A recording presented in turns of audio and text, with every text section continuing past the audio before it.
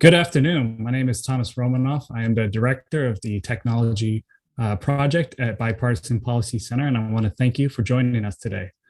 If you're in the Washington, D.C. area, it's pretty rainy, but you're able to tune in today and listen to this great debate that we have going on the American Innovation and Choice Act, which passed the Senate Judiciary Markup on January 20th.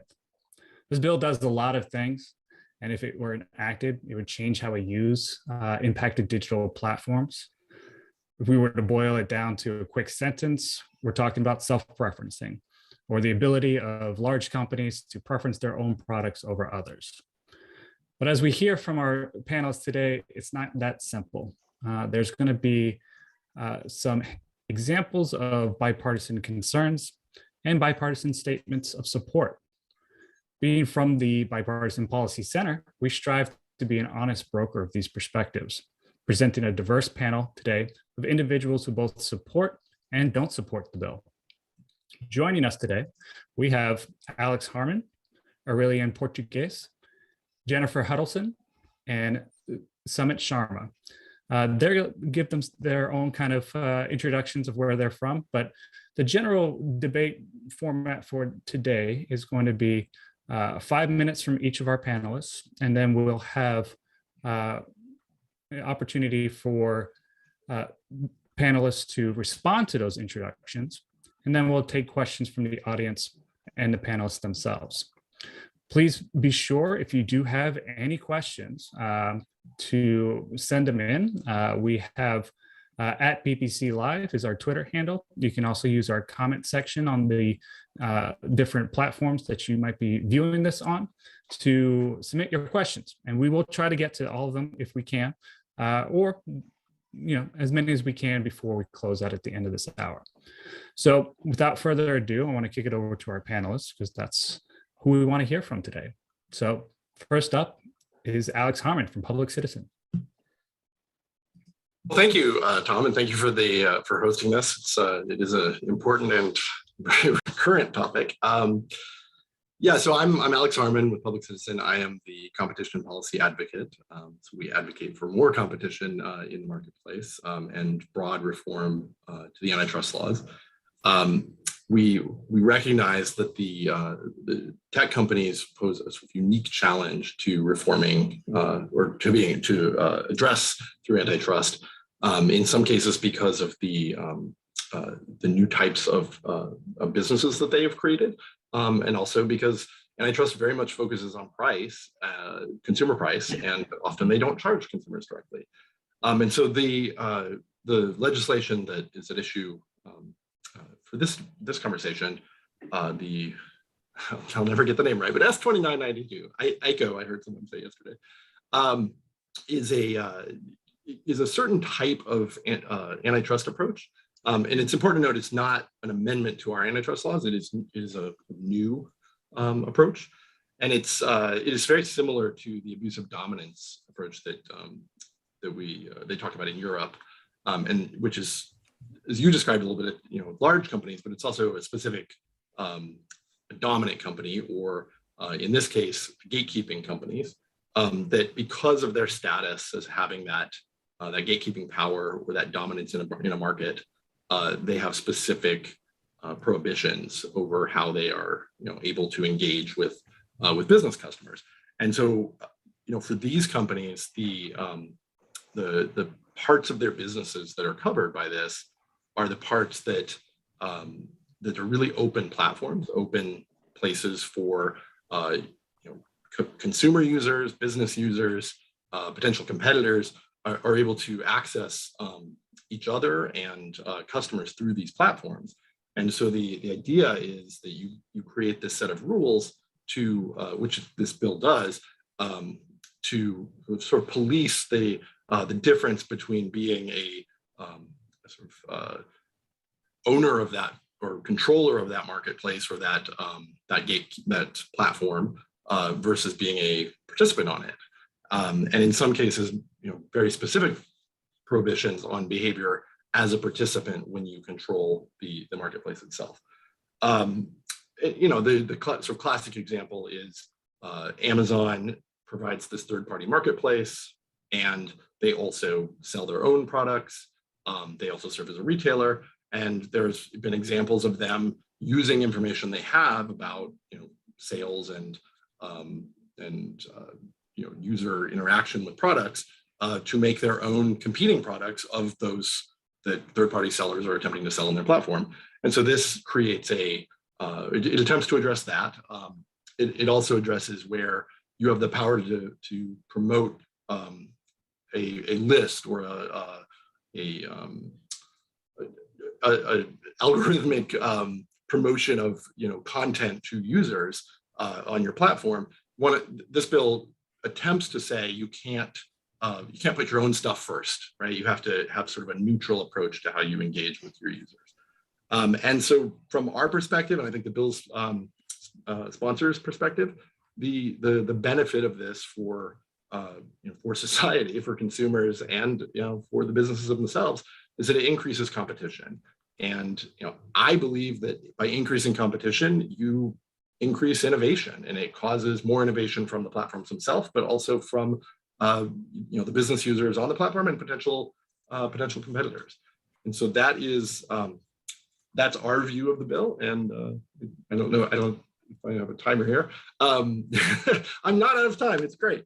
38 seconds more for your intro. Perfect. So I mean, to just say a little bit more about innovation, I think one way to think about this is, and Amazon's another good example. Amazon provides shipping services, right, through their third-party seller platform. And so the platform users go in and they say, I'd like to sign up to have you warehouse my products and ship them. Our vision of how this should work is Amazon could do that still, but they would also have to offer alternative shippers and alternative warehousers if those companies would like to engage to provide those services to the third-party sellers. So we think that would increase competition and make all of the services better and more efficient. And so that's what we mean by more innovation and more competition. Thank you, Alex. So to just, if the audience didn't pick up on your position, just to clarify, you are pro-bill and you think this will increase competition in the tech sector. Yes, we are very pro-bill. Great. So next up for his 5 minutes introduction is Aurelio in Portuguese. Let's hear from him. Yes, thank you very much, Tom, for having me. I think it's great that the Bipartisan Policy Center engaged on those antitrust bills. It has become rare to have bipartisan support those days in Congress. And antitrust is one of the few areas where there is a bipartisan support. But unfortunately, the bipartisan support is here not for good reasons. The bill, and including the bill, the American Innovation and Choice Online Act, will inevitably harm consumers and stifle innovation, which is the primary source of competition for tech companies. I cannot agree more with Michael Bloomberg. Bloomberg wrote a few days ago an excellent article titled "A Bipartisan Bad Idea," where he writes that, quote, Congress attack on tech companies will harm consumers, workers, and the economy. And he concludes, quote, there are many, many other ideas in Washington that deserve bipartisan support. These deserve a bipartisan burial. And there are many reasons why these antitrust bills need a bipartisan burial. Let me focus on two aspects that are often overlooked in assessing the unintended consequence for consumers of this bill. First, the bill is structured to create unfair competition at the expense of consumers and innovation. Section 2 of the bill reveals that this bill is not about prohibiting anti-competitive conduct, which is a laudable objective. It is about prohibiting pro-competitive conduct only to a handful of large tech companies. Indeed, the bill mimics, as Alex just said, mimics Europe's Digital Market Act with a process of designating so-called covert platform, what Europeans call gatekeepers, but the result is exactly the same. So the conclusion is that there are many quantitative metrics in the bill that will lead a company to fall within the bill's ambit. The main one is that the company must have a market capitalization of $550 billion over 2 years, Why 550 and not 400 or 100? Are you considered as a small company if you're valued $540 billion? Well, Amazon is subject to the bill with its arbitrary criterion, but none of its rivals, Walmart, Target, Alibaba, etc. Apple is subject to the bill, but none of its rivals, Samsung, Dell, Lenovo, Sony, Huawei, etc. Google is subject to the bill, but none of its competitors, Baidu, Netflix, Disney, Yahoo. Microsoft is subject to the bill, but none of its rivals, Sony, Samsung, Mozilla, Logitech, IBM, Cisco, SAP, and etc. So to treat dissimilarly competitors is not fair competition, it is unfair competition.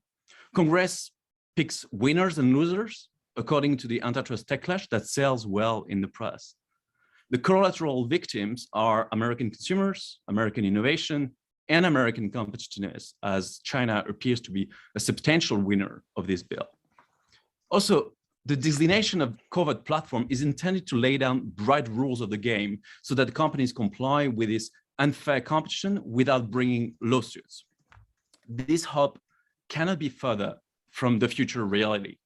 The very process of designating this company will be subject to years of litigation, since these criteria are arbitrary, unfair, and prone to considerable interpretation. Take, for example, yesterday's news.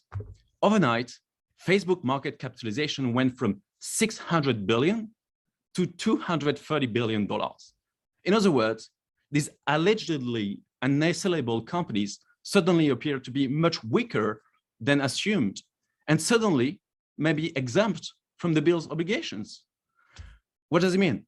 Well, it means that the bill's designation process is highly arbitrary, ingenious to market reality, and designed only to hit few companies irrespective of any serious economic analysis. Therefore, the bill is structured to create unfair competition among rivals in fiercely competitive markets, and the bill will inevitably be subject to endless litigation before any of the obligations can be enforced effectively.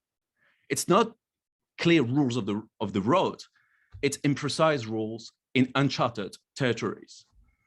So the second aspect of the bill that I want to focus on is the so-called affirmative defenses of Section 3 of the bill. Affirmative defenses mean the legitimate justifications that the targeted company can use to explain why some obligations and prohibitions of the bill may not apply in specific instances. Traditionally, judges use the so-called rule of reason to assess anti-competitive conduct, meaning that they balance anti-competitive effect of behavior with its potential pro-competitive effect. While the bill ignores totally these well-accepted principles and limits the breadth of justification possibly raised by defendants to such an extent that it becomes impossible for this company to effectively engage in any of the pro-competitive conduct prohibited by the bill. Think about it. The bill first arbitrarily divides, without any clear rationale, a different set of affirmative defenses depending on the conduct involved. Why such complexity in different treatment? No one knows. For instance, one of the set of affirmative defenses include the fact that the conduct has not, quote, has not resulted in and will not result in material harm to competition. Well, this is not available for the other set of affirmative defenses. It does means that a company demonstrates. Really, we're going to have to, yeah. I'm sorry, I don't want to cut you off, but I'm just finishing up. 5 minutes per one. So if you want to just finish up, last 30 seconds. It means that a company demonstrating that its conduct does not harm competition will still be prevented from engaging in such conduct. It's quite an irony for a bill designated to enhance competition. It will reduce competition in practice since pro-competitive conduct will be prohibited. So just two quick remarks. In a time of high inflation, the bill targets tech companies who massively contribute to deflationary trend in the economy. Prices have increased by 6% over the last year. Online prices have increased by 1.9%. So we're targeting zero price and low prices. And final remark is, do we really take China's threat to American competitiveness seriously? It doesn't seem so, otherwise we wouldn't have those bills which offer a competitive edge to Chinese companies. So these bills need really a bipartisan bureau. Thank you. Well, thank you. Thank you so much, really. And so I think it's pretty clear that you're in the anti-bill camp. And I think so. I'm looking forward to some responses from our pro-bill folks. And just as a quick reminder from our panelists and for the folks that are tuning in today, if you have any questions, feel free to send them in via tweets. And then for the panelists, if you want to just let me know if you want to respond. Once we have our 5-minute introductions done, then we'll go back to those responses. So next up is going to be Jennifer Huddleston. Thank you, and thank you for having me today. My name is Jennifer Huddleston, and I am Policy Counsel with NetChoice. NetChoice is an industry association dedicated to protecting free enterprise and free expression on the internet. When we look at these bills, I think we cannot just look at S2992 in a vacuum. And I'm in part going to pick up on something Alex said earlier about how when we're talking about this, many of us have now gone to the bill's number, in part because the name keeps getting just that little bit mixed up. And some of why that name's probably getting a little bit mixed up is there's a very similar bill in the House with a very similar name that just switches the order of the words around a little bit. So part of this debate over antitrust is a debate more broadly about how should we be looking at competition policy. I would suggest that the consumer welfare standard has been an incredible tool. It has provided an objective standard that both allows large businesses to know what they are and are not allowed to do, focuses correctly on consumer protection, and has allowed intervention when there is a need for it in a way that can be described in court. What these proposals would do is shift away from that objective consumer welfare standard to something that creates a lot more burdens on businesses, but also has a negative impact on consumers by not focusing on their concerns and their needs. As I mentioned, this is part of a larger debate happening not only in the US, but we can also look at debates about what's going on in Europe, particularly with the Digital Markets Act, that is looking to target largely American tech companies. Secondly, though, when we look at this specific bill, I think we also need to ask some questions about how it would operate, not only in the tech space, but in the future. While those platforms that would currently meet the thresholds are all large tech companies, there are some other companies that are not that far away from it. For example, Walmart also engages in a lot of these practices on their online platforms. Is there a reason that that self-preferencing is bad when it's from Amazon, but okay when it's from a different competitor? If the actual issue is this behavior, a lot of the questions that arise is, why are we only focusing on a certain type of company? At the same time, there needs to be that step back to look at, how does this behavior actually impact the consumers? Can our existing laws incorporate that into the consumer welfare standard without need for further intervention? And what might these changes mean for consumers? Because if this bill becomes law, we could see some very real changes for consumers.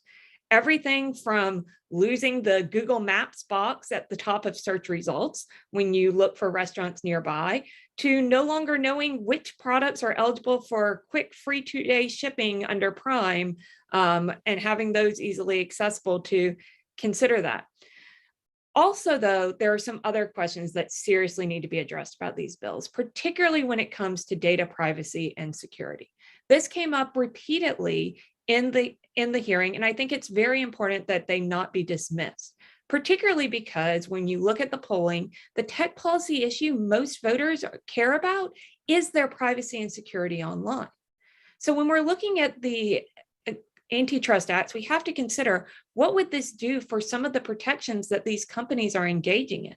How would this impact things like Apple's app tracking alerts to consumers, but also how would it impact the vulnerability of Americans' data more generally? Even if there is an affirmative defense, that affirmative defense very much places the burden on the company to prove that these are the reasons for the concerns.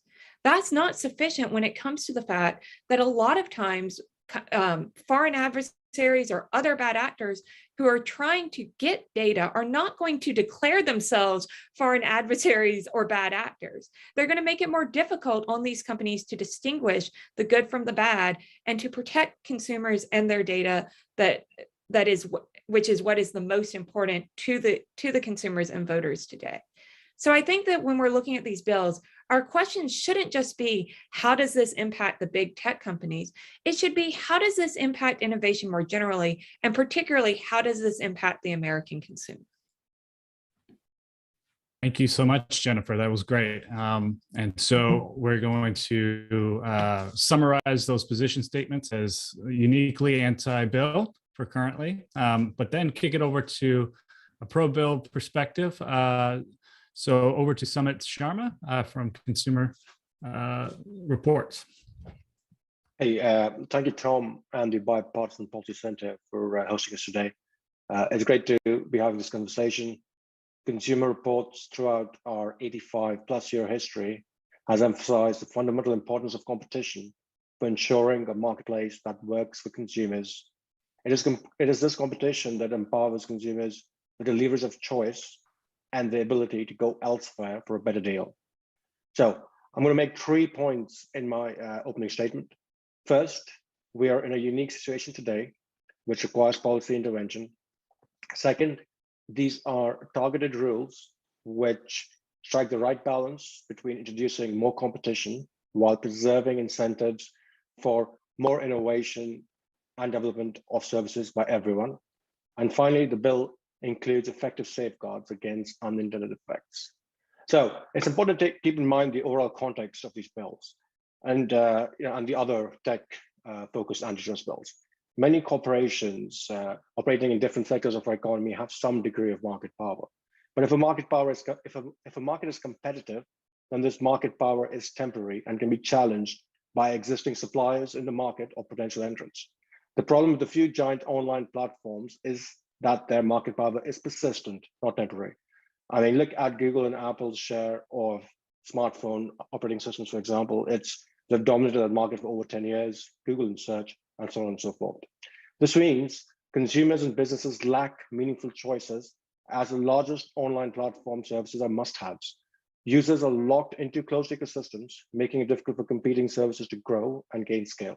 The largest platforms have become arbiters of business-customer relationships, determining what activities are allowed and not allowed online, and determine what types of innovation are allowed on key technologies that are transforming our economy. This unsatisfactory market equilibrium is likely to persist as long as the largest online platforms can set their own market rules in markets that they operate in and compete in. So what the American Innovation and Choice Online Act or the American Choice and Innovation Online Act, that's the only switch in the House and Senate bill do, is it allows consumers to more easily mix and match services from different service providers, and will open technology innovation to a broader and more diverse set of companies. So it's important to know that these fair market rules are narrowly targeted at activities where the marketplace is not working. The bill achieves this by carefully defining covered platforms using 4 cumulative criteria. So all these criteria need to be met for an activity to be covered. So it has to be an online activity, it has to be an online platform with 50 million users or 1 billion worldwide users. So the focus is really on companies which have a large online presence. It's owned by giant corporations with often $1 trillion valuations, or 550, or in the case of Facebook recently, a bit lower. The covered platform is a critical trading partner. Now this I think is an important aspect of this bill, which means that these online platforms have now become an essential route to market, and you can't do without them. So these market rules will only apply to Apple, Google, Facebook, Amazon, and Microsoft. But these are the companies where we see the problems are. But importantly, even for these giant platforms, it won't apply to everything to do. For example, the proposed markets rule would not hinder Apple's moves to build its own search services, or Google's cloud computing service, or Amazon's Fire operating system. So in places where these companies are entrants innovating, this bill does not stop them from doing that. And finally, it includes effective safeguards against unintended effects. First, as been mentioned, the conduct that's prohibited must materially harm competition. So these companies can continue to innovate.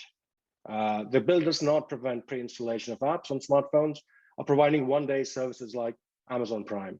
What it means is you can pre-install apps, but at the same time, you give consumers the ability to easily change defaults. For one-day delivery services like Amazon Prime, allow marketplace sellers to use alternatives to Amazon's own fulfillment system and not penalize for them.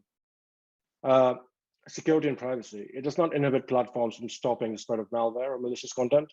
Efforts to stop conduct like fraud and cyber attacks generally are not anti-competitive. And the bill recognizes this fact by providing defenses or actions that protect privacy and stop illegitimate activity. It also does not deter these platforms from enforcing privacy and security policies that are universally applicable and consistently enforced. So Apple can continue to require user consent before apps can track them, as long as this requirement also applies to Apple's own apps. So it really is putting everyone on a level playing field, breaking down these product silos and closed ecosystems that these companies are built to allow for greater innovation and greater consumer choice. Thank you. Wonderful, thank you, Sumit. And that was a great introduction. So from what I'm hearing so far, is a distinctive this won't have that impact, and then a distinctive this will have that impact. So I'm looking forward to getting into the nitty gritty on that. So we have a couple of responses amongst the panelists, but before we get into that, I want to just address a question from the audience, and then we'll get into the panel responses. And the question is coming from Charlotte Slayman, who says, and this is for Aurelian, doesn't antitrust always treat competitors dismissively? Antitrust law today is about conduct of monopolists. So is this bill. Every other company can engage in conduct that the dominant firm can't. What are your thoughts? Right. The great difference with the principles of antitrust today and this bill is this quantitative threshold. Like you have a clear line with this bill, like you are subject to this bill or you're not subject to this bill. And there is, of course, as any regulation, a threshold effect, so that companies will do whatever they want to be below this threshold so that they can be exempt of obligations.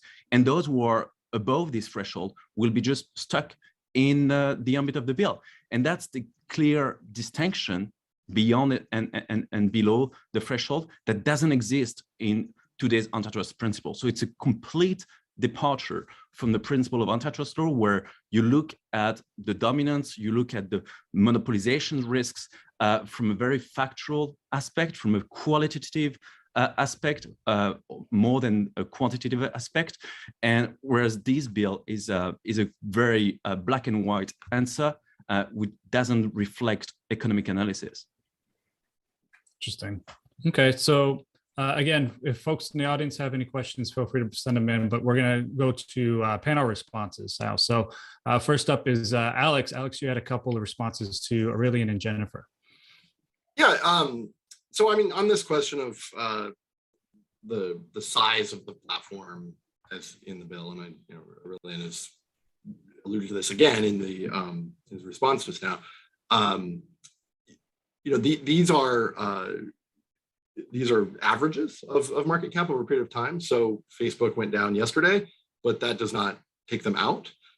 The other feature that is included in this bill is a designation by the Federal Trade Commission or the Department of Justice. And so once they do an analysis of the companies that are out there, they designate them as having a covered platform. That designation sticks for a period of years, and it is no longer subject to an up or down market cap change. So that just want to flag that. The other point or a couple other points that Jennifer made on who is covered, what companies. The answer is this is a direct Senate version. It is different, but it is a Senate version of what was first a House bill. Fun fact: they do actually have the same name. It is a Congress.gov typo. But there was an investigation and followed by a report by the House Antitrust Subcommittee that investigated digital gatekeepers and specifically 4 companies. And in that investigation, they detailed specific abuses, specific harms, and specific problems within the marketplace that they were attempting to respond to with this legislation. And so the question on Walmart, for example, is, yeah, they have a very similar business of a slightly different size in terms of its online presence to Amazon, but there has not been a congressional investigation detailing harms and abuses. And there is also nothing in the bill that prevents Walmart from growing into it and being subject to not penalties, but to rules of the road, as Aurelian said.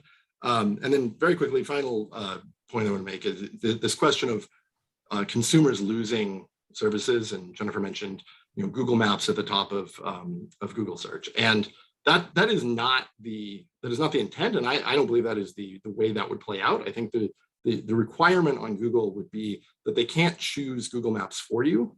They have to create the possibility for other options, much like they do with which search engine you get in Chrome. So they would have to give you, as they already do in Google search, a settings button, and you would get to choose which Maps product will show up in your search results, which video product. And these are companies that have built their business on a positive user experience, and to suggest that things would just not work well suggests that they would choose the worst possible option for consumers, and that's just not. I don't think that is what they would do. All right, so we have responses to that, but I just want to give Jennifer an opportunity, and then Aurelian if he has a response as well. So I want to jump on this critical trading partner designation point that Alex brought up and Aurelian brought up a bit in his conversation as well. I think it's important to recognize this is a 10-year designation by the Federal Trade Commission. Think about where these companies were 10 years ago. Think about if we had been having this debate 10 years ago, what tech companies we would have been talking about. This is a very dynamic market that we are looking at putting very heavy restrictions on a company where the market may move and change by the time that designation goes away. So are we going to be handicapping a company from competing in a certain way while the market evolves? I think it's important to consider how long that designation is, how much things are changing, how we're seeing new competitors already arise to many of these companies. I mean, the Facebook news was brought up, so I feel that we have to talk about, to some degree, while we're seeing Facebook and the stock response, we're also seeing incredible growth from a new competitor, TikTok, that did not even exist on many of our radars 18, 24 months ago. So these remain very dynamic companies, and I think we really have to consider what this heavy-handed degree of market intervention would do, especially when you consider the length of time these designations can last. So Summit has a response to that. And Aurelian, if you have a response to that or want to continue, let's go over to Summit real quick, just for fairness. Hey, thanks. So first, I agree with you, Jennifer. 10 years is too long. It was too long, which is why I think the Senate version decreased that to 7 years. And the designation can be removed, and the company can make representations to say, look, this no longer applies, we should move on. So that's the designation point. On the designation being black and white, I think that's a positive, not a negative. It gives these businesses, planning certainty and business certainty to know they're covered and the rules they have to follow. In fact, that's been one of the criticisms of the Digital Markets Act in Europe. It's not always clear which companies are covered and not covered. So I think it's good to have these clear criteria for designation, and companies can grow into it.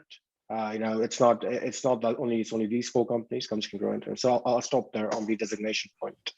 And then I'll just say on the defaults and pre-installation, I would have to disagree to say it's not going to decrease choices. These companies will have to change the way they do business, right? So if you want to pre-install iMessages, if you want to pre-install, if you want to make Google Maps the default, you can do that, as long as you also give consumers an easy way to change defaults. I should be able to talk to Siri and say, hey Siri, I want to use Mozilla as my default browser now. I want to use Apple Maps as my default maps now, and I should change that easily. If you can do that, then there is no material harm to competition. So companies will have to adapt and innovate, work harder, so they complain. But that's all good. It'll result in more choice for consumers in the end. Excellent, and good responses so far. So Aurelian, did you have anything you wanted to add to that? Yeah, just perhaps a final point on market capitalization. There cannot be a worse criterion than market capitalization to assess companies. And even yesterday's Facebook case just illustrated market capitalization doesn't say anything about profitability. So you can have a very large market capitalization, very low profitability, and reverse, very high profitability and a low market capitalization. And also, it doesn't say anything about the gatekeeping role of this company, like whether or not it's a very critical intermediary. So it's a very, very poor criterion to assess gatekeepers. Just to take an example for our viewers to understand, what is Tesla? Is it a tech company or is it a car company? Well, if you hear Elon Musk, it's definitely a tech company. It's not a car company. There's so much AI into it. It's a tech company. Well, Tesla is valued 1 trillion. So it should fall inside the ambit of this bill. And yet it doesn't. So, I mean, market capitalization doesn't say anything in terms of increase of market capitalization, just like Tesla, like a huge boom over the last 2 years, or huge decrease, just like Facebook we saw yesterday. So it doesn't say anything in terms of profitability, in terms of the critical role that this company may have. And just to echo what Jennifer has said, it has nothing in terms of market dynamism. It's a very static approach that these bills take, say like the market as it is will stay for the next 10 years, exactly the same way. And I mean, in the age of disruptions by blockchain, Web3, crypto, whatever, who can really assume that this designation for 10 years will be relevant? I mean, just to say what some economists have said, it's a pretense of knowledge to anticipate and speculate what's going to happen for the next 10 years and try to freeze the market regulation as it is today for the next 10 years. It's very wrong, and it's not with a good criteria. All right, and we have a response from Alex on that note. Yeah, I mean, I think it's very important to note that yes, market cap is there, but then there are two other key criterion. How many US users do they have? And do they own a platform? So Aurelian mentioned Tesla, and Tesla does not qualify because they don't have a covered platform as they are defined in the bill, which is the specific types of gatekeeping functions. And so it is not simply a question of market cap that gets you in the room, and then you look, do you have a covered platform, and then do you have a significant number of US users that reaches you into the threshold. Another point that I think just for the audience that we haven't really talked about, this is not a pro-regulatory sort of approach. This is an enforcement mechanism. So if you violate this, then a government agency can investigate and bring a case arguing that you violated this, and then you have the ability to defend. This is not now these companies have to be subject to some regulatory authority that will require them to do certain things and manage their business. It is very much they have to figure out how to comply so that they don't raise the ire of federal or state enforcers. All right, and so we're getting into the weeds of the conversation. We're going to back and forth a little bit. We have Jennifer and then Samet who want to respond to that. Yeah, I'm actually going to go to a different point that was made earlier, and something that was referenced when it came to the House investigation. I do think it's also important when we're talking about S2992 to remember this bill did not have a hearing. This bill did not have a further gathering to ask some of these difficult questions that were expressed by members on both sides of the aisle about the impact on security and privacy type of concerns. If you watch the Senate markup, it was clear that even the members that were voting to advance it many times would say, I'm voting to advance it, but I have serious concerns, or I'm voting to advance it, but I think it needs amendments, or I'm voting to advance it, but I'm not ready to vote for it on the floor. While the House may have conducted an investigation, when we talk about the Senate bill, we haven't seen that normal procedure followed to get an answer to some of these very difficult questions that I think many members on both sides of the aisle want to answer to truly understand the impact that this may have on the market. So let me just ask you a quick follow-up on that, Jennifer. You've mentioned kind of the privacy and cybersecurity concerns a little bit. And that gets into this conversation is whether or not there's a national security issue with this bill. I'm hoping that you can illuminate that and what your thoughts are on that front.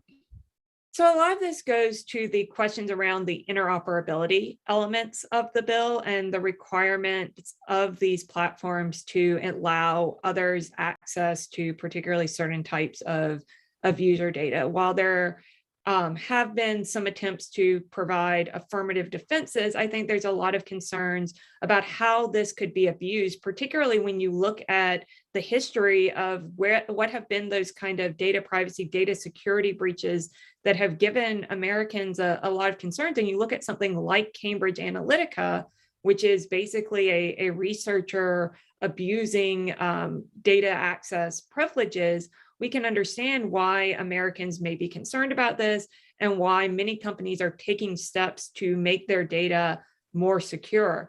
This could make it more difficult, or at least raise questions when a company wants to invoke this defense of what burden do they have to prove that they're actually trying to do what their users want, what consumers want when it comes to providing better data and security. And when we're not necessarily talking about just an unscrupulous competitor, but someone who may be trying to get data on Americans or on our allies from a potential foreign adversary. Interesting point. So before I kick it over to Sumit, I just want to ask a quick follow-up question on that. And that was very much on the data privacy, cybersecurity side of things, but we're hearing like a national security. We don't want to kneecap our own American industry and allow competitors abroad. The counter to that argument is that these industries don't have a allegiance to a national entity. They have allegiance to their stockbrokers. What would you say in that situation? I think there are a couple of things to point out. One of this is putting these additional regulatory requirements on these companies, preventing them from being able to innovate and serve consumers in the way they see best fit, may hurt their competitiveness more globally. They may, if they have these regulatory requirements that that other companies are not subject to, they may not be able to provide an American alternative to other global competitors. At the same time, I think there's also some questions about the fact that some of the requirements may not impact foreign companies in the same way. And again, that was raised in the hearing as well. I'm sorry, in the markup, because there wasn't a hearing. Yep, not yet. And so I know that I said that Sumit was next, and I just was pulling on a thread a little bit. So Sumit, I apologize.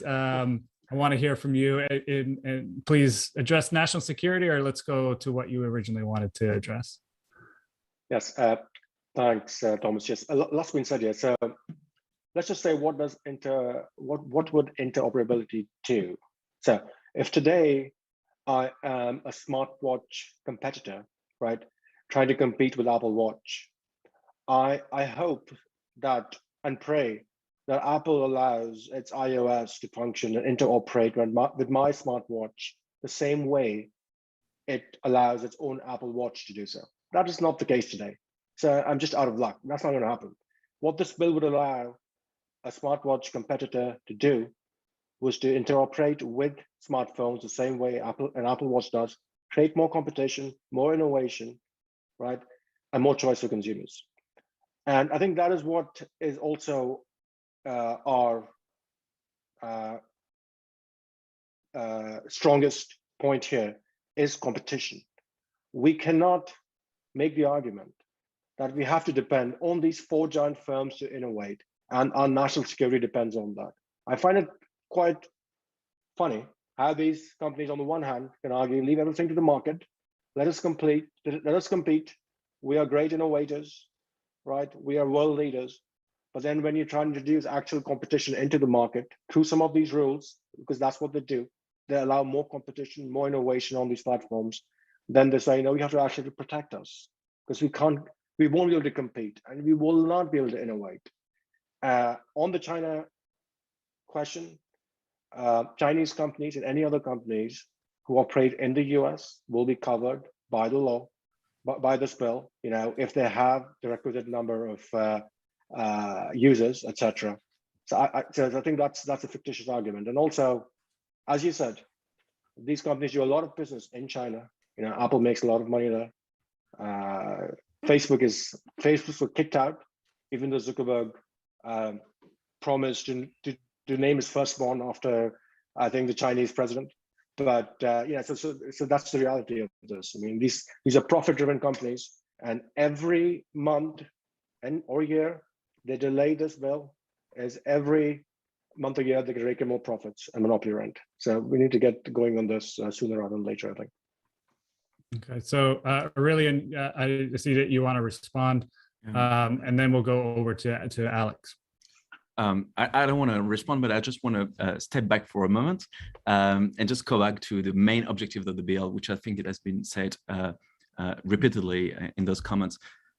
It starts with the assumptions that more competition will lead to more innovation, right? You increase the number of firms, and that will lead to innovation. And that's partly true, but it's no longer true in the digital economy that we see. It's innovation that leads to more competition. Companies don't compete so that it leads to innovation. They innovate in order to outcompete rivals. What it means is that by this bill, by stifling innovation, it precisely degrades the level of competition. Why? With this notion of open platforms, open market, where every third-party sellers, every third app can operate in the platform, and the platforms lose control of its own proprietary assets and just have to ignore its own proprietary rights. Well, that will lead those platforms to just not reap the benefits of innovation, therefore to invest less, and therefore, because there will be less innovation, there will be less competition. I think that's the causal relationship is not only about increased competition leads to increased innovation, is decreased innovation, what this bill will make, will inevitably lead to decreased competition, because ignoring property right, ignoring IP, patents, and any proprietary assets of these platforms will of course lead to less investment and less for these platforms' ability to compete, right? It's just like, for example, to force a supermarket to accept any third-party seller on its shelves without having the supermarket controlling who are on their shelves. I mean, do you think that the supermarket is going to invest in the quality of its supermarket? Of course not, because it would be a complete open boutique and the quality would be degraded. And that's exactly the analogy that is going to happen with this bill. Open platforms just overlooking property rights at the expense, I mean, at the end of disruptive competition that we dearly need. Yeah. So really, I mentioned at the top of this program that if we were to boil this bill down into a simplistic kind of sentence, what does this do? It addresses self-preferencing on these platforms. Do you see self-preferencing as a harm to consumers? I don't think so. I think that self-preferencing most of the time is a source of competition. It's a source of imitation. Like, for example, a company, like, just to take a very clear example, Amazon create Amazon Basics. Of course, it imitates like other batteries or other, but for a cheaper cost, right? And imitation for a low cost is in of itself innovation because it reduces cost and it has to innovate in the way it produces those widgets. And so self-preferencing is itself a source of competition, of cheaper competition in many ways. I mean, we talk about Google Map. I mean, remember the time when we had to buy those GPS was so costly, right? I mean, who wants to go back to those aspects? Of course, Google kind of self-preference from these different tabs its map, but at the detriment of the incumbents, we were the GPS players. So how can we say that self-preferencing, which is a way for companies to compete against incumbents, is against competition? Most of the time, self-preferencing precisely targets markets which are characterized by large incumbents, right? I mean, another example is payments, right? We have Apple Pay, Google Pay. Can we say that self-preferencing is not good in a sense that it targets and it challenges financial incumbents, banks? Of course, the big players in the financial payments are banks and financial institutions. So most of the time, self-preferencing is a leverage way to enter a new market and to bring more competition in those new markets. Great. So we're coming up on the time for Q&A from the audience. So again, if you're tuned in, please make sure to submit your questions. I want to give Alex a chance to respond because he's been waiting patiently. And thank you, Aurelian, for bringing back bad memories of GPS units against my dashboard. And I was one who purchased a customized voice. I'm not going to say, I'd be embarrassed which voice it was giving me directions. But yes, I see your point very much so. So over to Alex, who had some responses on the national security and potentially on what Aurelian just said.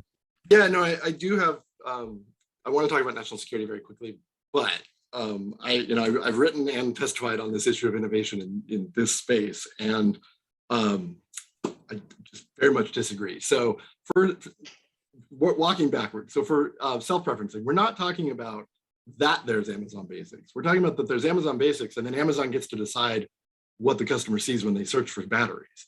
And so that's what self-preferencing means. It doesn't mean that they have a product. It means that they choose that it wins in every case, right? And that's what the bill seeks to stop, not having competition. In fact, more competition. And so that's going backwards to this question of innovation.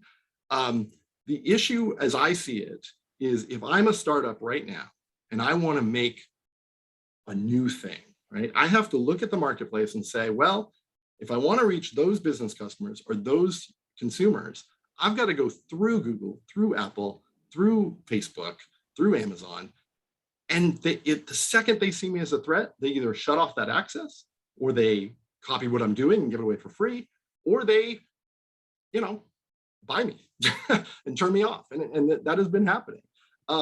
So the benefit of this bill is that it attempts to police by creating consequences for that exact behavior. So you have to keep the platform open so that startup can build a business around the ability to reach those consumers and start innovating beyond, not just providing the same service or providing a similar service, but things that we're not getting right now because the status quo for these companies is to keep everything so they can control it.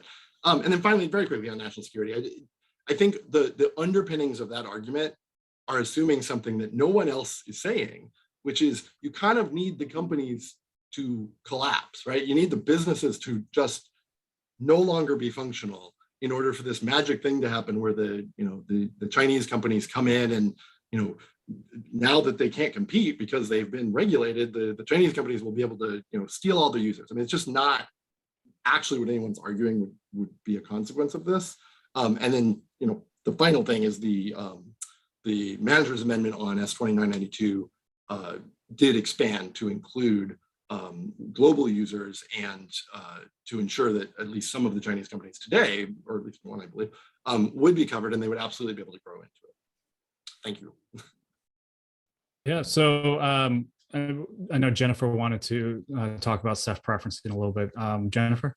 So in some ways, this is a question for Alex, but I want to give a little more of an example because I think at times, this to me really gets to the heart of the debate about self-preferencing is is self-preferencing always bad? So if instead of Amazon listing Amazon Basics at the top of the search results, if we're talking about Target putting its own brand on the end caps, or Costco putting Kirkland brand at eye level, do you also have a problem with that? Do you think that same behavior, which is still self-preferencing, is harmful to the consumers? And even if you take it to an online element, if I am Walmart and I am putting Sam's Choice at the top of my search results, is that harmful in the same way that Amazon doing it is? Alex? Yeah, I'm really glad you asked this, because I actually struggled with this as I was first thinking about this before these bills, when I first started thinking about these issues. And the answer is no, and there's a simple reason. The business that Kroger and Target and brick and mortar stores are in is buying product either upfront or on contract and selling it directly to consumers who come into their facility. The business that an Amazon marketplace is in is providing access. The example I give, and I've learned that not everyone knows what these things are, but a swap meet or a flea market or a convention, right? The business of providing space for vendors to come and sell their wares is actually the business they're in. And they are also participating in that market and selling things. And that is the key difference between what a brick and mortar retail store does and what Amazon's configuration of both an online retailer and an online marketplace is, and why there needs to be this distinction. And Walmart does, and Target, they do have these online marketplaces. They are smaller and they are they're just not as expansive in their business users. But as I mentioned before, I think if Walmart were to grow into into coverage, then it would not be unreasonable to provide to require the same limitations on their behavior. And then over to Sumit for his response. I think I'll just tag on to what Alex has been saying there. I mean, self-preferencing, it's not always bad. If it's a small company doing it, that's all good. But Amazon is not your mom and pop store. Google is not just another company. It has over 90% of the search market, general search market. If you're looking for anything online, you have to go through Google. So I think it's the fact is that these companies are now essential conduits to customers, essential conduits for businesses to serve them, and for consumers to find information, right? And that's what the criteria in the bill capture effectively. And just to go back to a point that Aurélien was making earlier, if you just look at market cap by itself, and if that was the only criteria in the bill, yeah, okay, that may not be reasonable, but it's not. It's actually 4 cumulative criteria. You have to have a big market cap. You have to have a number of online users, a large number of online users. You have to be a critical trading platform. You have to be setting your own rules. I think that's what this bill captures effectively. So self-preferencing is not always bad, but if you're dominant and the only way to get to customers, then yes, you need to play by some rules. Aurélien, did you have? Just to react perhaps to Alex's point about the distinction with vendors, I think the bill doesn't make this kind of distinction. It's quite contradictory to say that they're different, but at the same time, if they grow, they will be subject to the bill. So are they different or are they not? I think they're totally not different. And then the main example will be Shopify. I mean, the main example of these platforms, marketplace that welcome vendors is Shopify, which is, again, totally outside the ambit of the bill. And so again, that regulates companies that are direct rivals, completely dissimilarly. So why Amazon and not Shopify, whereas they basically do very similar things, and we see the growth of Shopify, which is very important, and it acts as a disruptor in the essence. And I just want to refer to Sumit's point. He used the word essential, and I think that's key, because this bill will turn these companies into essential facilities. What does it mean? It means that with this principle of neutrality, where everybody needs to be neutral, search neutrality, platform neutrality, then this company has to be neutral over their own proprietary assets, and we're going to turn this company as essential facilities, which is exactly the word that I used in the Google Shopping case in November by the General Court of the European Union. They want to turn Google Shopping into essential facility, and I think that's what precisely this bill is going to turn this company into like a quasi public utility companies, where innovation, property right will, of course, in those companies will be stifled, and of course the third parties and operators that operate on those platforms will be badly hit. And so I think those words are very important, because at the end of the day, by instilling some sort of platform neutrality, and we don't know what that means in practice, will have massive unintended consequences.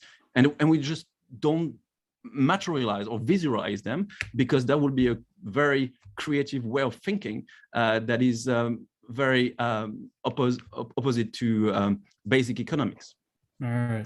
Well, thank you, Aurelian. So before we do have to wrap up. So I'm sure we could continue to have this conversation, and I'm glad that we were able to meet today and convene these perspectives.